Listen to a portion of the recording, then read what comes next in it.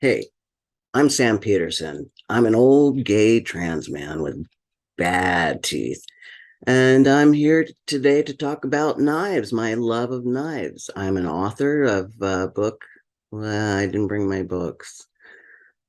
Trunky, Transgender Junkie, and Sugar, a memoir of craving, which you can find on Transgress Press or wherever fine books are sold. I'm not going to talk about the newest or the greatest or the fastest knives. There are so many people doing that and doing it really well. I am going to talk about my emotional connection to these objects. I am going to queerly share my queer love of knives with you. Knives are expensive. Now, I'm a former drug addict, so I know what it feels like to have to come up with $300 a day to or be sick or go crazy. Fortunately, my knife habit is nowhere near that. Although, given the price of knives, it surely could be. And I don't fuck with cheap knives like below $60. It's rare that I find a knife under $60 that really sings to me. But in order to satiate my ravenous appetite for all things sharpened steel, I have to find knives in that realm. That's why I like Kaisers so much. They're inexpensive, precisely machined, and they try new designs and variations all the time. They're the brand that came up with the post-gay Serape design, whose knives I'm collecting now. I have three of the four. I don't have the most pricey yet. They come with a zippered case, a dog tag that says rule number 9, and a lanyard bead. Very cool. Very nice packaging, Kaiser. Well done. But most of the knives I really like are in the 150, 250, 300 zone. I try not to look at $300 knives because I can't afford to. I have little enough control as it is. I don't need to tithe 30% of my income to Synchrony Bank. I also love a deal. I've spent a lot of time looking for people who are selling or open box returns or used knives. I found some real bargains that way. It started it started with a $400 handmade, hand rubbed satin micarta folding Bowie on wayofknife.com. Those guys are great, by the way. I found this handmade knife, and I bought it for well under $300. Even though the maker is not like super famous, it's still a bargain because it's truly an amazing knife. One thing I did stumble onto was I made the mistake of searching the creator's social media and discovered that he's a terrible transphobe. So at first I was like, ew, with the knife. But then I realized the knife's not transphobic. And what a sweet irony to have a knife, by this dude.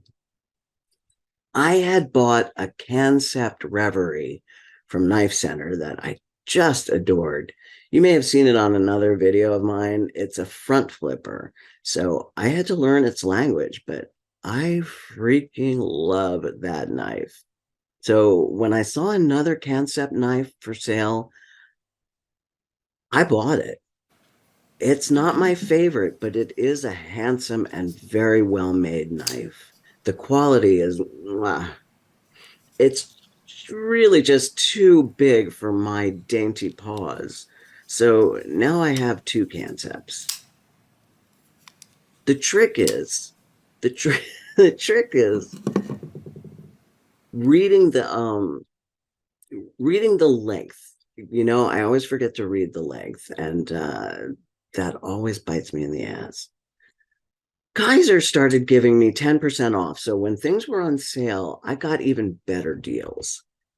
That's how I now have three of the four Serape blades, not to mention a Comet and three beg lighters.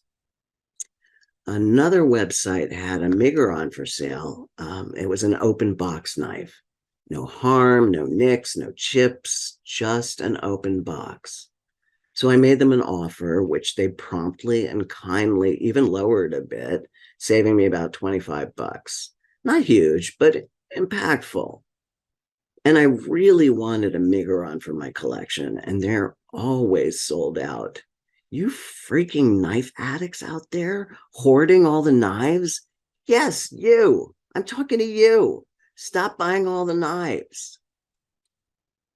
Anyway, this knife is it's kind of hilarious. I love it. It's the Miguron Dromos. It looks a bit like a duck or something. It's 8.25 inches, 3.5 of which is a blade. And the blade is a big swooped belly that comes to a point that barely dips below the horizon to meet a finger hole. It's a beefy blade, like 4.5 ounces of titanium and carbon fiber and M390 steel. It's a goofy yet masterful blade.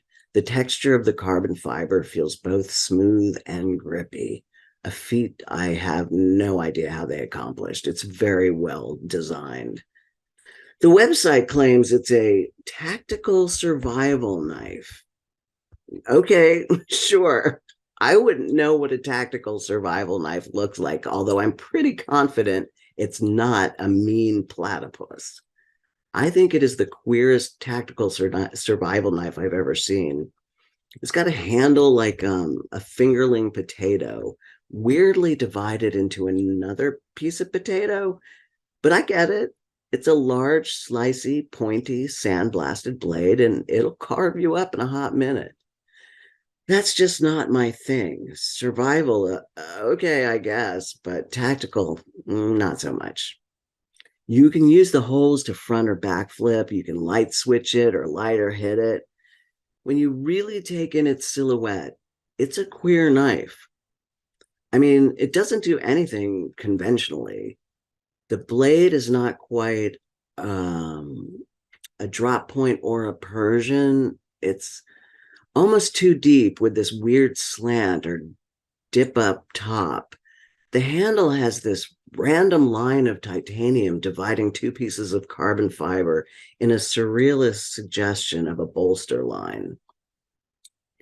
But then the detent ball fell out, turning it into a gravity knife. So there's the risk getting secondhand blades. I talked to Miguron and they're sending me a detent ball. Meanwhile, I haven't been around the knife game long enough to really know where to trade or to sell. I did do a trade with one dude. I gave him a brand new knife, and he sent me a beater that he didn't even have the courtesy to sharpen. Fortunately, I happen to love the knife, or I'd be pissed. It is a lawless, lonesome prairie out there. But the thing I did like about trading is we had a long thread about knives, just shooting the shit about what we wanted, what we had. There's a real kinship to be had out there, a slicey, bead blasted family, if you will. I didn't get into this knife thing thinking, oh, I'll meet new people. It'll be great. It was just a seriously solitary adventure I was going to go on, just me and not even my cat. I rarely leave my house, except to go on solitary camping weekends. But I am looking forward to maybe meeting other knife-obsessed blade hoarders like me. We seem to be a friendly, sharp, pardon the pun, group of folks who are delighted to trade knowledge and our absurd affection for these little herdy slicey tools. So I am not alone in that regard. Will you be my friend? Maybe we'll all meet someday at Knifeaholics Anonymous. We'll sit in a circle, fidgeting with our shaky legs because we have nothing in our hands. The return to smoking will be astronomical. But hey, regardless, I'm not in recovery yet, but I will safely say I'm Sam and I'm a knifeaholic.